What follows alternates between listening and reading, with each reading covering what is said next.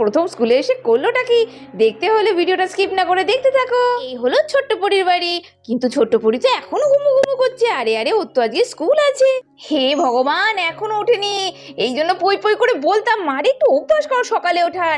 এই মেয়ে পড়ি রে, ওঠ মা ওঠ, আজকে তো স্কুল। হাই ভগবান, এখনো ঘুমালে কি করে চলবে বল দেখি। ওঠ ওঠ ওঠ মারে। বাবা, তুই আবার কেন ঘুমোচ্ছিস নতুন করে?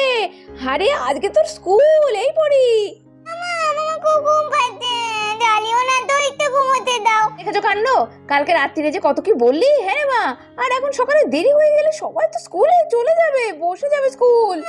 ও তাই তো, আজকে তো স্কুলে যেতে হবে।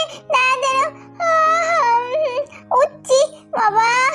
চল চল মা, তাড়াতাড়ি কর, তুই তো কিচ্ছু করিসনি। চল চল, স্নান করতে হবে, ব্রাশ করতে হবে, রেডি হতে হবে জামা কাপড় পরে, নাহলে স্কুল যেতে অনেক দেরি হয়ে যাবে। হ্যাঁ মামা, চলো চলো, রেডি হয়ে নি তাড়াতাড়ি। আর এদিকে